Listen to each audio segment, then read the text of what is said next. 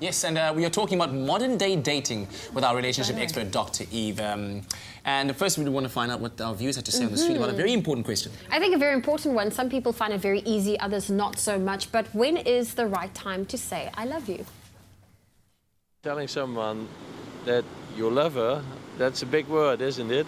I think that's different for every other person. I mean, it can be, I think, as soon as you feel a very intimate connection towards someone and you can kind of feel that reciprocated. I don't think there's actually time, you know, because now when you feel something inside, I believe in you have to talk it out loud and be heard, you know, instead of keeping it inside you and waiting for the right moment, because you'll never know when is the right time to say something. So that's not for the first evening, that's not for the first week, but that takes more time, I think. When you're comfortable, when you actually feel that, you know, you guys are actually meant for each other and you guys are ready to grow together as a couple. After the guy told you that he loves you, then you can say it if you really love him. If you're not, just be honest. So I think people put too much importance in that sometimes and they think it's really scary. And I just think, you know, when you feel it's right, you'll know it's right. Ah, the four letters, I love you, I love you. Elephant shoes. Elephant shoes, yes, that might be a way of doing it. Dr. Eve, is there a right time to say I love you? I just can't stand that term because it has so much meaning. It's so overvalued. It becomes the kind of defining moment in a relationship. When, if you look at what I like, you know, what millennials are saying over here, it's really acts of love. It's acts that show commitment, acts that show caring, acts that show kindness, you know, taking care of me when I'm sick. You don't have to say I love you. That says I love you a lot. Exactly. You know, it's really been present, it's been connected, it's been talking to you on the phone, which is one of the things that they say is a great modern day turn on. Those are things that are expressions of love, but unfortunately we wait for this I love you, and we see this as a big sign of commitment, when really is it? You know, is it really a big sign of commitment? I don't think that it guarantees you anything. I like that people feel very expressive to be able to say, I really feel loving towards you, or I'm really feeling close with you.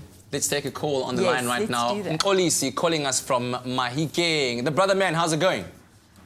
Hello, I'm fine. Shab, man. What's your question or your comment? Me, I say, when I meet a girl, like I'm a very shy person, you know. Yeah.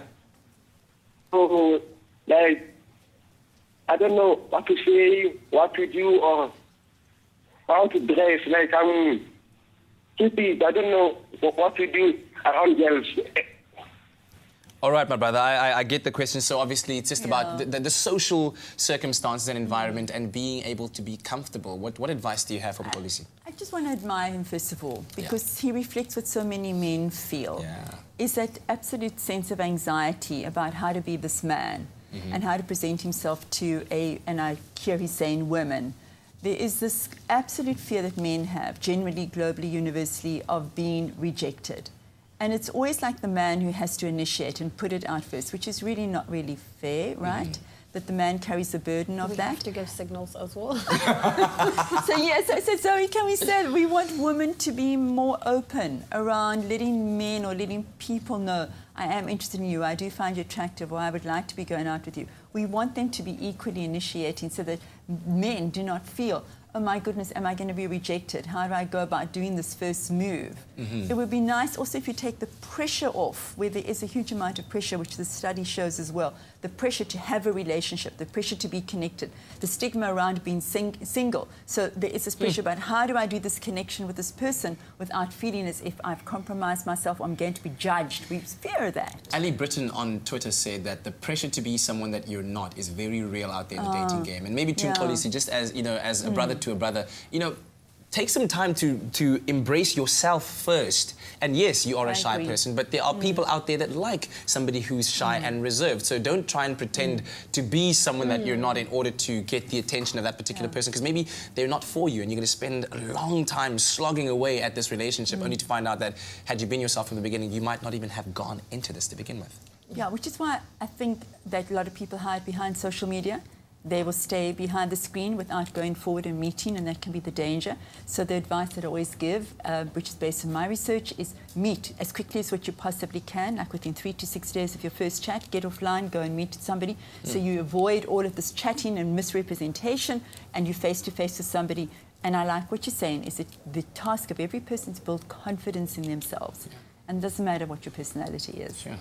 Thank you stuff. for that, Thank you so Dr. much, Eve. Dr. Eve. Yeah, well, good luck to all of you out there. Dating, of course, an important part of being in a relationship. So really do take the time to be sure that this is the relationship that you want to be in. But don't forget to enjoy the ride either. And while you're wondering what Zoe's Tinder handle is, it's at Zoe_91.